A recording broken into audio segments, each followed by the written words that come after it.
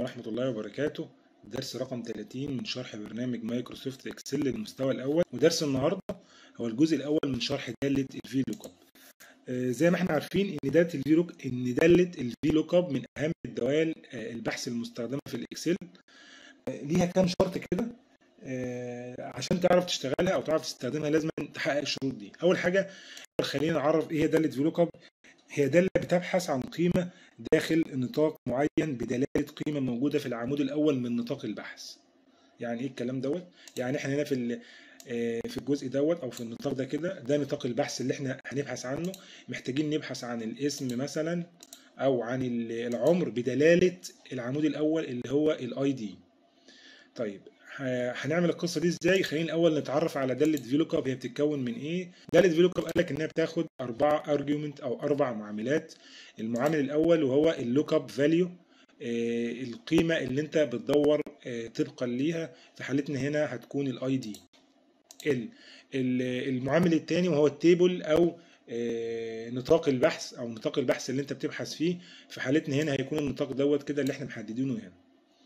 الارجيومنت الثالث او المعامل الثالث بيقول لك انت النتيجه اللي انت محتاجها، سواء هنا مثلا في حالتنا كانت النيم او الايدج، موجوده في العمود رقم كام في نطاق البحث ده. في حالتنا هنا مثلا النيم موجود في العمود رقم 4، الايدج او العمر موجود في العمود رقم 3. اخر معامل وهو تطابق، محتاجه تطابق تام او تطابق غير تام. طبعا في حالتنا هنا احنا محتاجينه تطابق تام، بينفعنا التطابق غير التام هنا في حالات النسب المئويه والارقام. يعني وفي الجزء الثاني هناخد مثال على الايه، على التطابق غير التام. تمام كده. طيب خلينا نبدا بكتابه المعادله هنا كده، وهنقول يساوي في لوك اب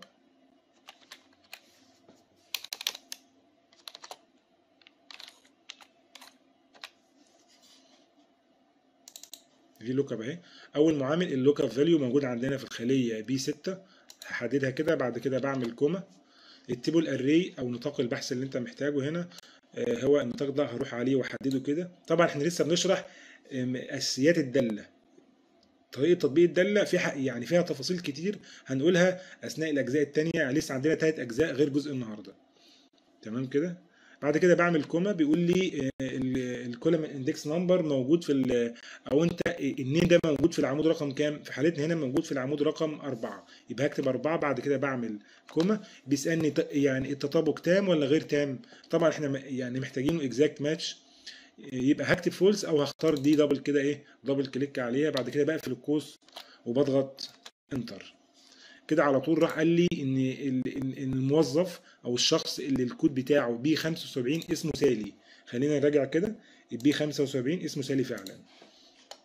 طيب بنفس الطريقه زي ما عملنا سالي هنجيب العمر بتاعها.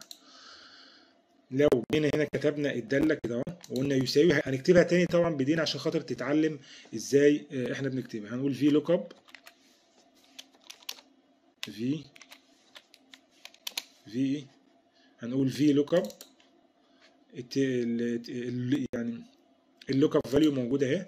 بعد كده بعمل كوما، تيبل اري معروفه.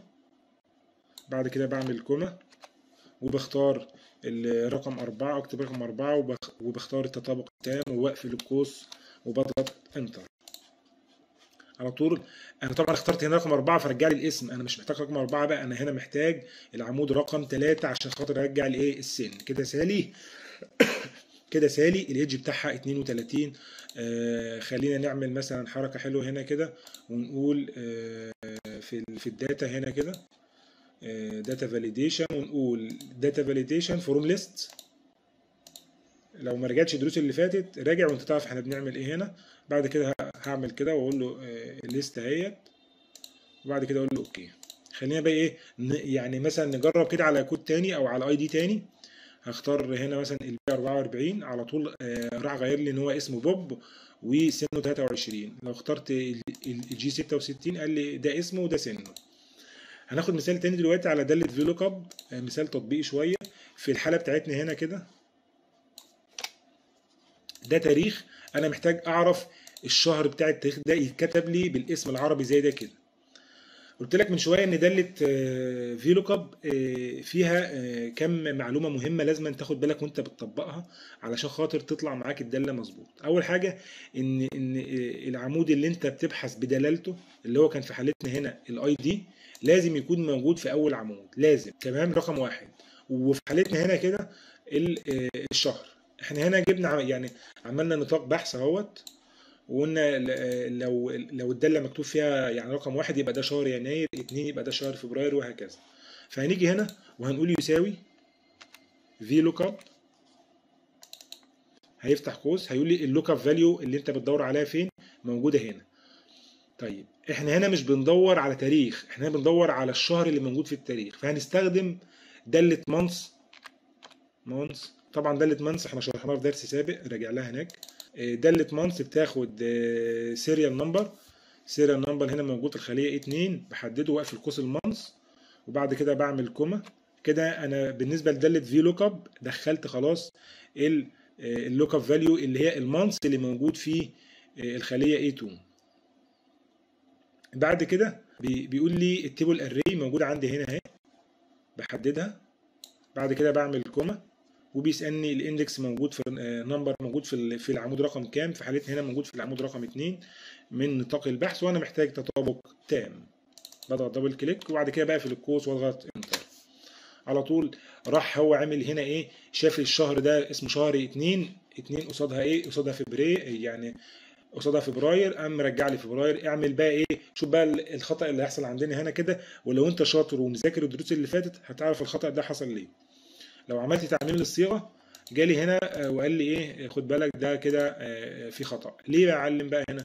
لان احنا هنا في نطاق البحث، ودي النقطه الثانيه اللي انا كنت هقول لك عليها، ان من الممارسات السليمه او الممارسات اللي بتدل على ان انت راجل محترف في الاكسل، ان انت لما تستخدم نطاق بحث تثبت نطاق البحث دوت تستخدمه كمرجع مطلق وليس مرجع نسبي. لان لاحظ معايا هنا الخطأ هنا طالع ليه؟ لان هنا مرجع البحث مرجع نسبي مش مطلق، يعني بيتحرك بتحرك الخليه، فانا محتاج اثبته. هنثبته ازاي؟ قلناها في درس السابق، بنيجي على هنا ونضغط F4 مرتين هنا ومرتين هنا، تمام كده. كده نطاق البحث يعني ايه ثبت معايا. هعمل دبل كليك هلاقي المعادله اشتغلت معايا تمام. عندنا مثال تاني برضو خلينا نشوفه كده، وهو المثال ده. عندنا المثال هنا دي فاتوره مبيعات اهي، فيها الايتم والكميه والسعر والتوتال والديسكريبشن والوزن. محتاج ان انا ادخل الكود بتاع الايتم ريفرنس هنا كده، يقوم مطلع لي على طول سعره والديسكريبشن بتاعه. هستخدم هنا داله الفي لوك اب، ولكن خليني قبل ما استخدم داله الفي لوك اب اقول لك على الممارسه الثالثه او المعلومه الثالثه اللي هتنفعك وانت شغال في داله الفي لوك اب او في الاكسل عموما. يعني احنا قلنا اول نقطه ان في داله الفي لوك اب لازم العمود اللي انت بتبحث من خلاله يكون موجود في اول النطاق، زي حالتنا هنا كده الايتم ريفرنس موجود في العمود رقم 1. النقطه الثانيه ان انت تستخدم نطاق بحث ثابت او مرجع مطلق، تمام، مش مرجع نسبي. النقطه الثالثه بقى ان انت يفضل ان انت تسمي نطاقات البحث، واخدنا التسميه قبل كده في درس سابق، راجعه هناك. انا مثلا في حالتنا هنا ده نطاق البحث ده هعمل كنترول ايه عشان يتحول لي او علشان يحدد لي الجدول كله، وهاجي هنا في مربع الاسم واسمي ده مثلا ايتم تيبل. سميته ايتم تيبل اهوت، واضح عندي هنا في مربع الاسم فوق اهو. لو انت مش عارف مربع الاسم فين اهو، بص مربع الاسم هنا كده، هنا كده. بعد كده ايه، سميته خلاص. اقدر يعني ايه، اقدر بقى استدعيه في اي مكان تاني. خلاص هاجي هنا وهقول يساوي الفي لوك اب، خلاص اهي الايتم او اللوك اب فاليو موجود عندي في الخليه A8. بعد كده اعمل كوما واقول التيبل اري انا سميته ايتم اهو، ايتم تيبل اهو، هختاره كده خلاص بدل ما اروح واحدد يعني، تمام. بعد كده بعمل كوما، السعر موجود في العمود رقم كام؟ ادي 1 2 3، واقول له موجود في العمود رقم 3. بعد كده بعمل كوما ومحتاج تطابق تام وبعد كده بقوم قافل قوس الفي لوك اب وضاغط انتر. طبعا طلع لي هنا رساله خطا اسمها نوت افيلابل، لان انا لسه ما دخلتش ايتم هنا. فخلينا نجرب الاول، بعد كده نشوف هنتغلب على الرساله دي ازاي. هاخد ده كوبي مثلا واروح احطه هنا كده على طول. اول ما حطيت اسم الصنف اما رجع لي على طول سعره. طيب هعمل بقى تعميم للصيغه هنا كده، والاحظ المشكله اللي بتحصل لي هنا ان علشان ما فيش ايتم هنا فبيرجع لي رساله نوت افيلابل. فنقدر نتغلب عن القصه دي باستخدام داله اف نوت افيلابل. هدخل الداله دي كلها على داله اف نوت افيلابل. خلينا نكتب اف ونختار اف ان ايه هيت دي الفاليو، والفاليو في حاله عدم التحقق هقول له دبل كوتيشن فاضيه، يعني رجع لي الخليه فاضيه، واضغط انتر. وبعد كده اعمل تعميم للصيغه. ظبطت معايا اهي تمام. طبعا احنا هنا ايه، خلينا نعمل دي كده عشان خاطر تبقى الخليه دي كمان موجوده معانا. وبكده خلاص لو يعني سواء دخلت مثلا هنا حاجه قيمه هيطلع لك على طول. نعمل تعميم للصيغه. طبعا هنا ما رجعليش النتيجه لان مفيش كود صنف بالاسم ده، هنا 3 وهنا 4. فخلينا ناخد ده مثلا ونقول له كوبي، نحطه هنا بيست، ونشوف على طول رجع لي سعره، وهكذا. لو خدنا مثلا ده كده مثلا سعر مختلف شويه، اللي هو السعر ده مثلا، وخدناه كوبي عشان نتاكد ان الداله شغاله، وحطينا هنا كنترول في رجع سعر مختلف. بنفس الطريقه هنعمل الديسكريبشن. خلينا قبل ما نبدا الداله نشوف الديسكريبشن موجود في العمود رقم كام، الايتم تايتل او الديسكريبشن في العمود رقم 2. اقول هنا يساوي في لوك اب، اللوك اب فاليو موجوده اهي، هعمل كوما، والتيبل اري انا مسميه ايتم على طول، هروح اختاره اهو، او قبل ما اختاره حتى ممكن اكتب ايه اف 3 هيطلع لي مربع ده في النطاقات المسماه، هختاره هنا دبل كليك. بعد كده بعمل كولما يعني بعد كده بعمل كوما واقول له رقم 2 ده العمود رقم 2 اللي موجود فيه الديسكريبشن بتاع الصنف دوت. بعد كده بعمل كوما واقول له انا محتاج تطابق تام، وبقفل قوس الفي لوك اب واضغط انتر، هلاقي على طول ظبطت معايا. طبعا متوقع اول ما اعمل تعميم للصيغه هيطلع لي هنا ايرور لان انا لسه ما كتبتش داله اف نوت افيلابل. هاجي هنا على طول واكتبها واشوف هتشتغل معايا ان شاء الله تشتغل. واكتب هنا اهوت اف نوت افيلابل، وبعد كده بعمل هنا كوما. طبعا احنا شرحنا الداله دي قبل كده، واقول له مثلا رجع لي، اقول له مثلا المره دي رجع لي شرطه مثلا، وبعد كده بقفل القوس واضغط انتر واعمل تعميم للصيغه وشوف اللي هيحصل معايا ايه. شفت تمام. كده يعني كده خلصنا درس النهارده. محتاج منك تجرب بايدك مره واثنين وثلاثه، لان احنا زي ما قلنا ان العلم بياتي بالتعلم، مش مجرد ان انت تتفرج على الفيديو وخلاص. ان شاء الله داله الفي لوك اب لسه ليها 3 اجزاء تانيين. تابع معايا الدروس، ولو ما شفتش الدروس اللي فاتت اعمل اشتراك في قناه اليوتيوب عشان يجيلك اشعار بالدروس الجديده.